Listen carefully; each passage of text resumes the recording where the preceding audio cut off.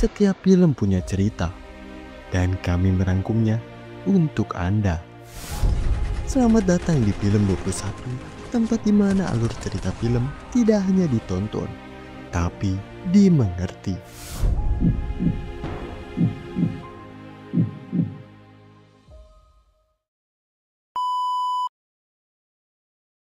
Film dimulai di kota Shinjou, Jepang.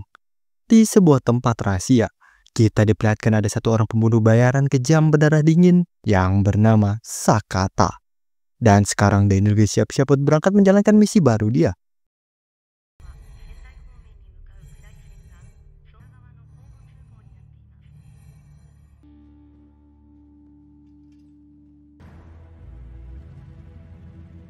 Kemudian, Shin pun pindah ke tempat markas geng Yakuza, salah satu geng Yakuza yang mengendalikan pelabuhan. Pokoknya, di sini geng ini lagi ada konflik lah sama kelompok lain yang juga penguasa di pelabuhan, yang bernama Kimen Gumi. Karena itulah, bos mafia yang denger itu langsung ngasih hukuman ke salah satu anak buahnya yang bertanggung jawab.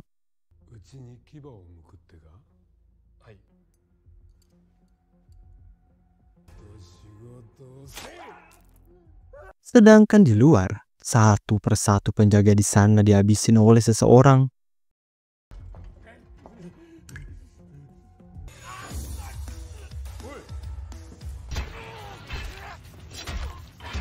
Dan ya, ternyata itu adalah si Sakata yang ngebuat sekarang pertempuran Sakata melawan seluruh anggota Yakuza pun dimulai.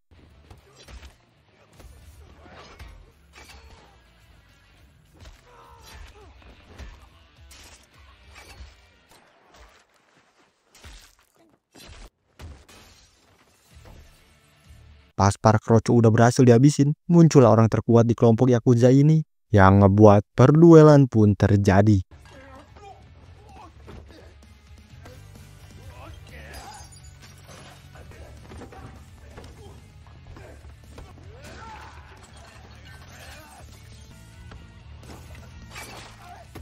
Sakata yang berhasil numbangin orang itu, sekarang Denny lanjutin perburuannya. Sedangkan di tempat bos mafia, satu penjaga yang dengar ada suara keributan, dia ini langsung ngecek ke sana.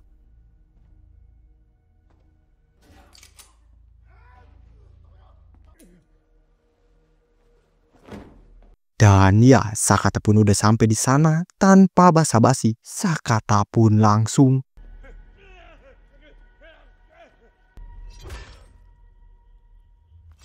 gak lama dari itu, Sakata ini kedatangan partnernya yang bernama Fujita buat ngejemput dia. Habis beresin kelompok Yakuza itu, ternyata itu adalah misi terakhir si Sakata. Karena dia ini mutusin buat pensiun. Demi menjaga keluarganya yang sekarang dia ini udah punya seorang anak.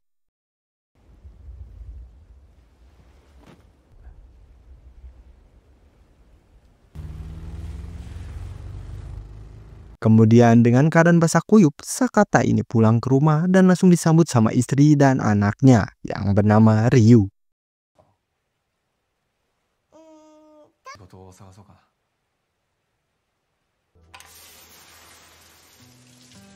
Pas Sakata ini beres mandi, dia ini dengar suara teriakan anaknya. Dan pas dicek, ternyata rumahnya udah kedatangan sekelompok orang misterius full pakai topeng yang berbeda.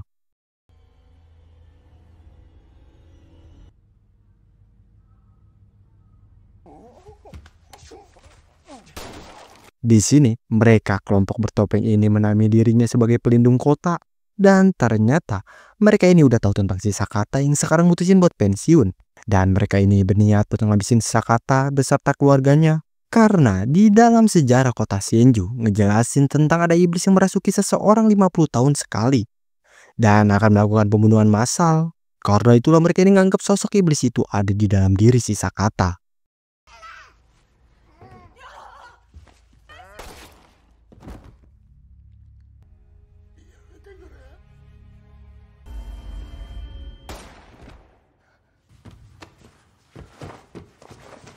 Sakata yang ngeliat istri dan anaknya ini ditembak di depan mata dia. Dia pun langsung marah besar sambil berjanji kalau dia ini bakal ngabisin mereka semua. Sedangkan kelompok bertopeng yang denger itu, mereka ini malah pada ketawa dan langsung nembak si Sakata.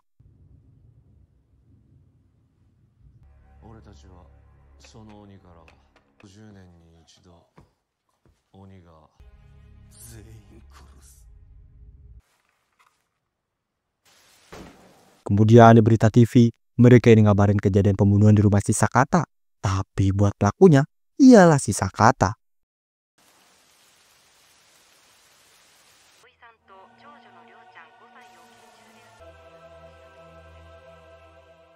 Dari kejadian tadi, sekarang kita loncat ke 12 tahun setelahnya. Ternyata si Sakata ini masih hidup, tapi buat kondisinya udah gak berdaya setelah beberapa tahun koma. Dan tepat hari ini Sakata udah bebas dari penjara dan langsung dijemput sama si Fujita.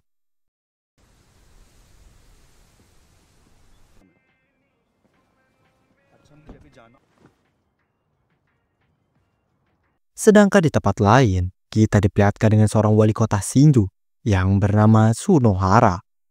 Pokoknya di masa jabatannya, Sunohara ini berhasil membuat perubahan yang besar, signifikan, ngebangkitin ekonomi kota Shinju. Dan sekarang dalam 6 bulan ke depan, Sunohara ini bakal ngebuka tempat wisata buat menarik para pengunjung luar yang bernama Mahouraba. Tempat yang dilengkapi dengan bioskop, mall, restoran, hotel, dan juga kasino paling lengkap pertama di Jepang.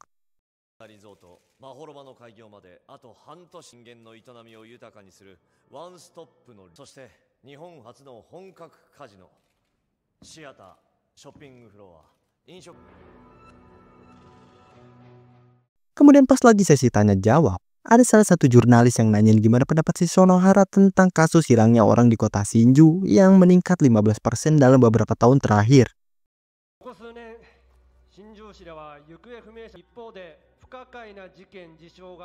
Sunohara yang denger itu, dia ini langsung bantah data si jurnalis dengan bilang kalau nggak ada fakta seperti itu, bahkan polisi gak pernah membuat pernyataan.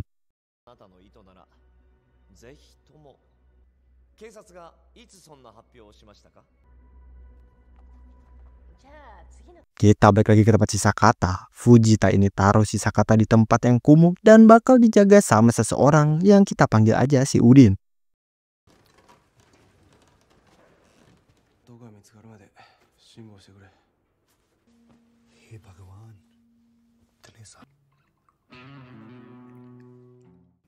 Malam harinya, pas si Udin ini habis ngajak si Sakata jalan-jalan di luar, tiba-tiba si Sakata ini diserang oleh seseorang yang ternyata dia adalah anggota Yakuza yang 12 tahun lalu pernah duel sama si Sakata.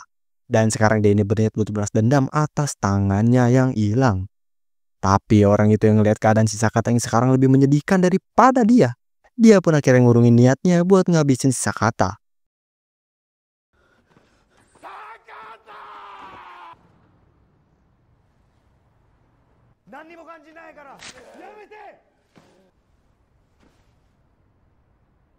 Sedangkan di tempat lain, kita diperlihatkan dengan si jurnalis yang lagi wawancarain seseorang yang ternyata itu adalah anggota Yakuza 12 tahun lalu yang mulutnya dirobek. Intinya di sini mereka lagi ngebahas kejadian 12 tahun lalu pas konflik sama geng Kimen Gumi. Di situ ternyata geng Kimen Gumi lah yang nyawa si Sakata dan tepat hari itu Sunohara menjadi wali kota.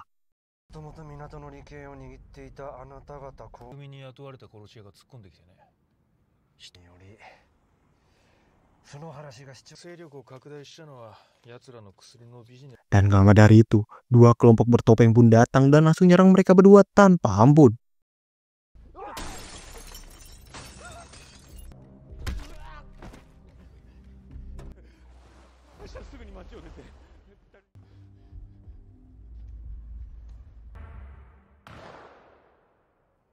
Abis ngabisin dua orang itu, salah satu orang bertopeng ini kedapatan sebuah pesan yang ngebuat dia ini terkejut. Begitu juga di tempat si Fujita, dia juga dapat kabar dari seseorang.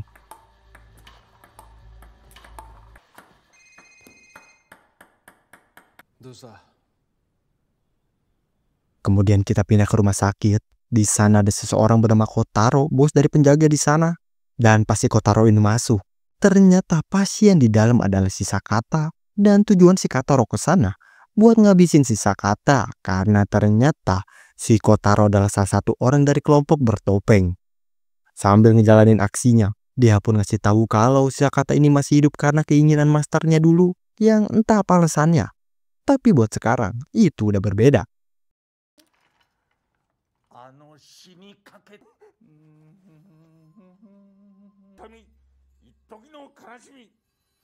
Dan gak dari itu, Sakata yang di otaknya penuh dengan balas dendam Terus kebayang dengan kejadian malam itu. Tiba-tiba dia ini sadar dan langsung nyerang si Kotaro.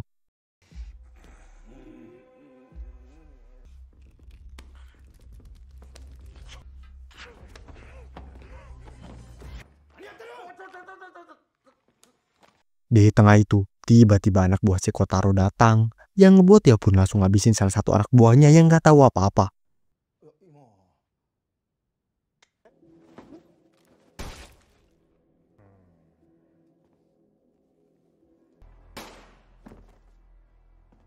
Tapi di saat si Kotaro ngerasa kalau semuanya udah aman, di belakang dia, si Sakata ternyata udah bangkit dan langsung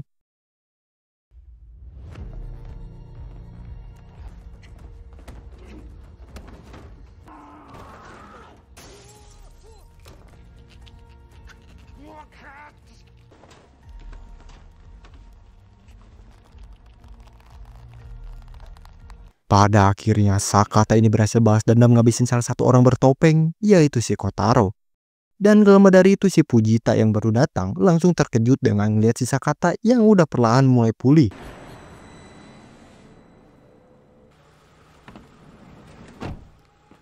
Kemudian kita pun diperlihatkan anggota bertopeng lainnya. Ada yang menjalankan bisnis narkoboy dan ada juga yang menjalankan bisnis perdagangan manusia. Di sini mereka baru dapat kabar kalau rekan mereka yaitu si Kotaro udah meninggal di tangan si Sakata.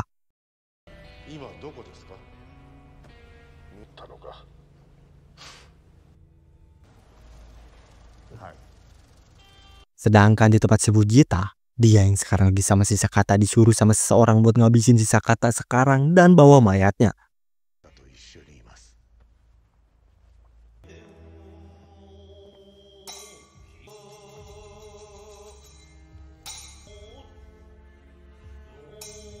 Habis dapat kabar itu, terungkaplah ternyata Fujita ini adalah komplotan dari orang-orang bertopeng itu.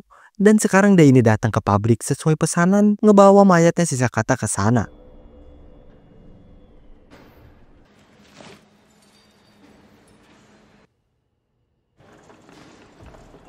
Para pekerja di sana yang udah mengidentifikasi mayat si Sakata, mereka ini langsung ngebawa mayatnya si Sakata buat dilenyapin. Sedangkan si Fujita, dia ini langsung bergas buat pergi.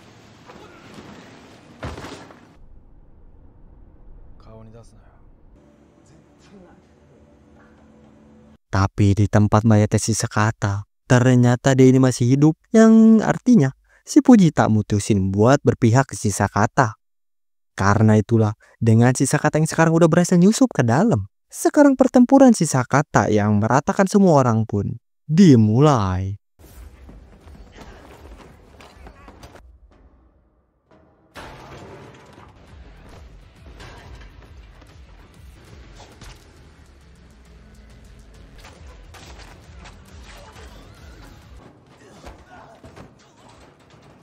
Karena itulah Fujita yang sekarang udah di gerbang keluar, kagak dibiarin keluar dan langsung diserang di sana.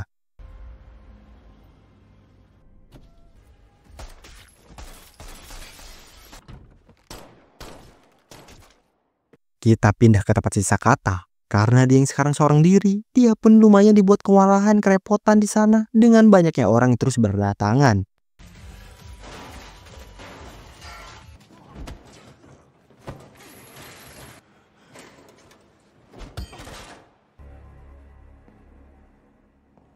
Sampailah dia ini ketemu sama orang yang dia cari, yaitu pria bertopeng. Di sini, si pria bertopeng ternyata berniat buat ledakin pabriknya beserta si Sakata dan langsung laporin itu ke master dia.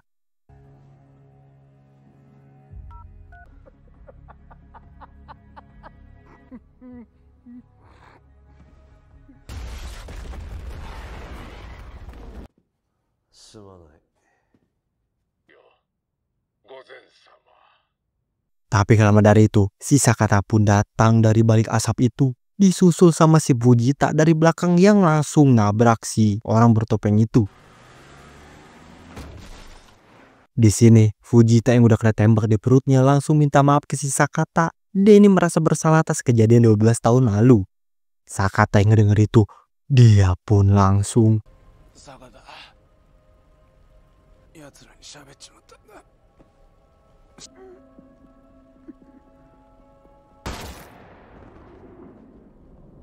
Kemudian karena si orang bertopeng itu masih hidup, Sakata ini langsung siksa orang itu buat ngorek informasi.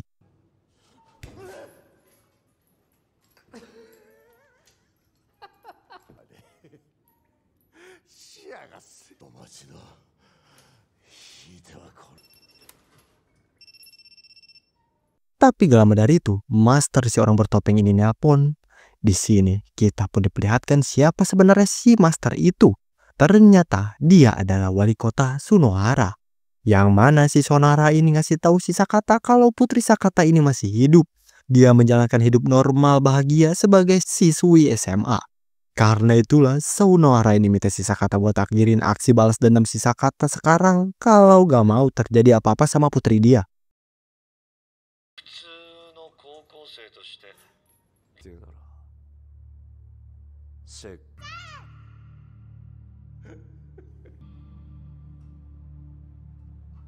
Tapi Sakata yang dengar kabar itu, dia ini walaupun galau percaya nggak percaya, tetap abisin si pria bertopeng itu.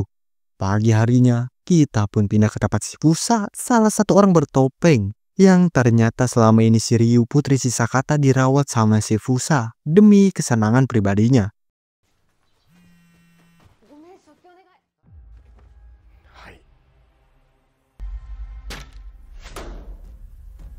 Kemudian Shin pun pindah ke seorang polisi kota yang bernama Kawano. Yang ternyata dia ini adalah kenalan si Sakata, seorang informan terpercaya pas si Sakata masih jadi agen pembunuh bayaran. Di sini Fusa ngasih informasi kalau si Kotaro orang yang dihabisin Sakata di rumah sakit adalah mantan atasannya dulu. Suatu hari, Kawano ini pernah nyuruh detektif buat ngebuntutin si Kotaro. Sampai si detektif ini ngerekam aksi si Kotaro dan kawannya yang lagi ngabisin seseorang di rut perusahaan keamanan.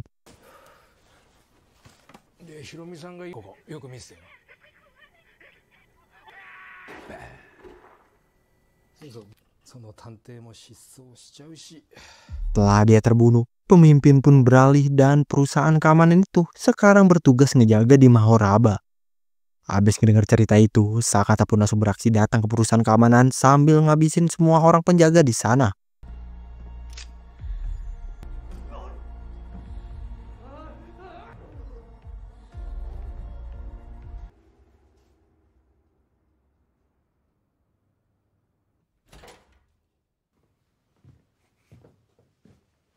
Sampailah dia ini di tempat si Fusa. Dia pun langsung dibuat terkejut, gak percaya ternyata bener putri dia ini masih hidup. Tapi gak lama dari itu, si Fusa pun datang yang ngebuat sekarang pergelutan pun terjadi.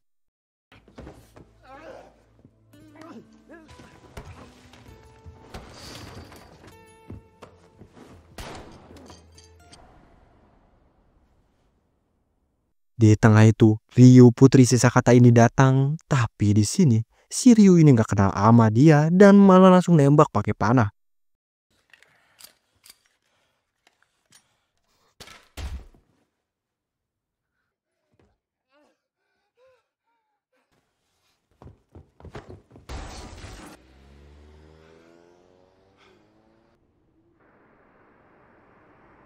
Sampailah mereka ini di tempat yang aman. Kawano yang dirinya sempat kesorot CCTV langsung dapat telepon dari si Sunohara. Di sini, Sunohara ngundang si Sakata buat ke Mahoraba kalau pengen ngeliat si Ryu hidup lebih lama lagi.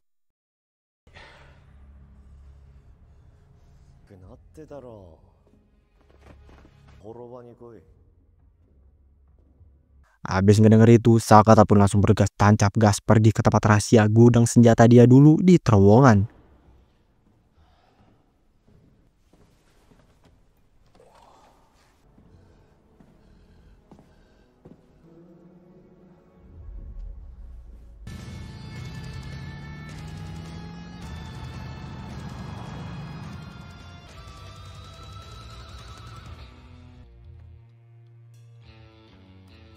Singkat cerita, di Mahoraba, penjaga yang lagi jaga di sana kedatangan mobil si Sakata. Sedangkan di dalam, ternyata si Sakata udah ada di sana dan langsung gas beraksi ngeratain musuh di sana sendirian.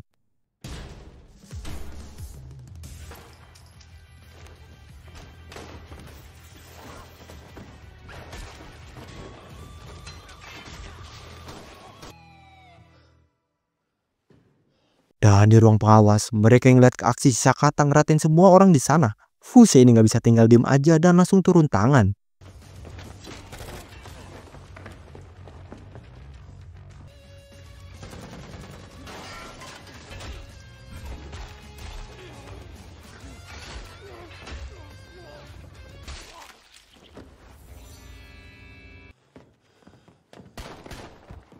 Mereka berdua yang akhirnya ketemu, sambil si Fuse yang terus ngoceh kalau si Ryu punya dia. Dia pengen tubuh si Ryu yang udah mulai dewasa. Perduelan pun dimulai.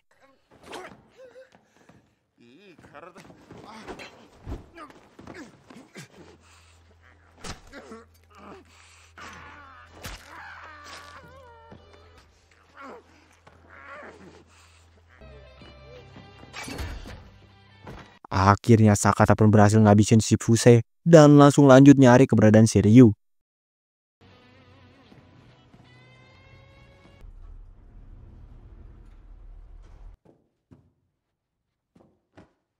Pas sampai di tempat si Ryu, di sini sayangnya si Ryu malah ketakutan ngelihat sosok si Sakata dan gak lama dari itu, tiba-tiba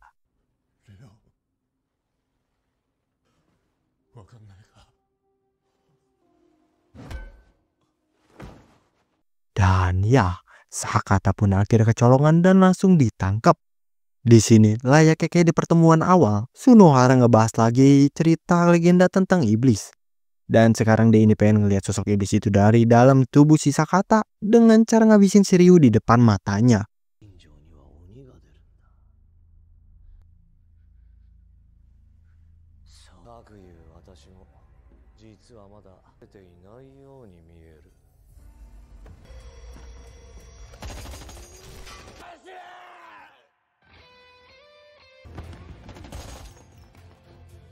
Untungnya ada si Kawano yang datang tepat waktu, yang ngebuat si Ryu pun bisa kabur dari sana. Sedangkan buat si Sakata, dia ini harus berduel sama pasukan terakhir orang terkuat yang dipunya sama si Sunohara.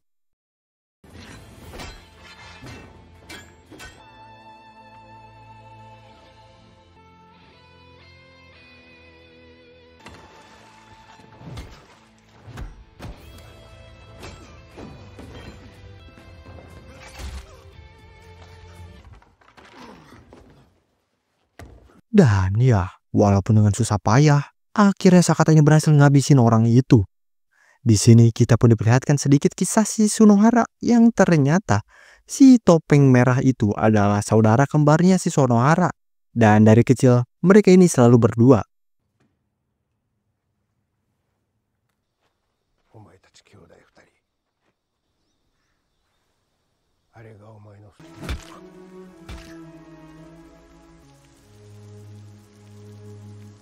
Sedangkan di tempat si Ryu, dia yang sekarang udah sadar kalau Sakata adalah ayah kandungnya, dia pun mutusin buat balik lagi ke sana.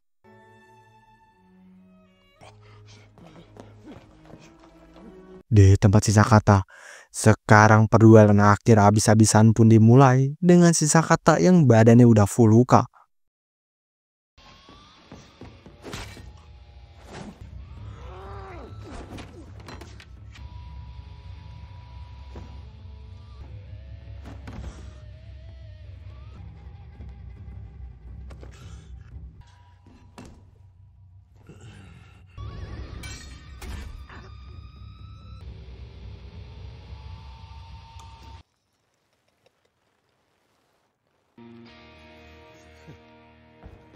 Dan akhirnya dengan susah payah, karena banyak tusukan dan tebasan, Sakata ini berhasil numbangin si Sunohara.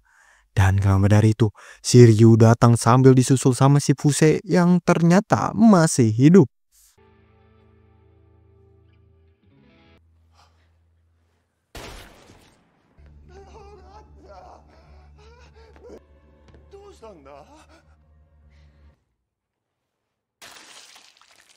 Layaknya kayak zombie, Sakata ini terus bangkit dan berhasil ngabisin si Fuse. Di sini dengan sisa-sisa napas terakhirnya, Sakata ini minta maaf ke si Ryu tentang dia yang gak bisa ngejaga ibunya.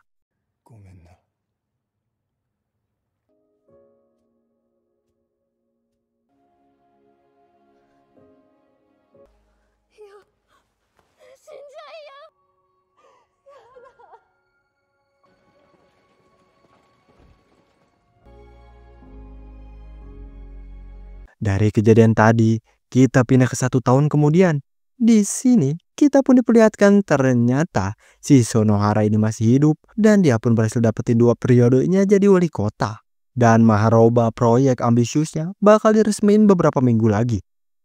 多少武道の心があったものですから延期となっていたマホロバの開業が生まれ変わります。 Kemudian di tempat kayak kuil gitu, Sunohara yang sekarang tinggal sendiri, dia pun adain ritual sendirian di sana.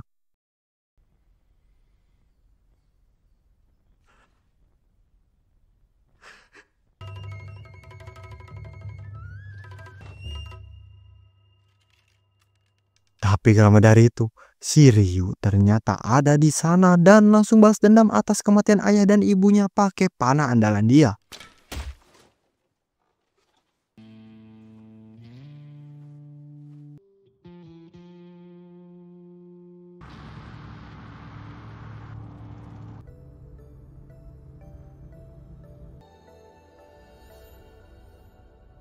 Dan cerita kali ini pun selesai.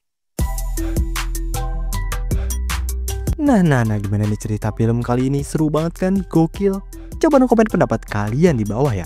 Dan jangan lupa dipencet tombol like-nya yang banyak, oke? Makasih semuanya udah nonton dan juga udah klik tombol subrek-nya. See you next video. Bye-bye.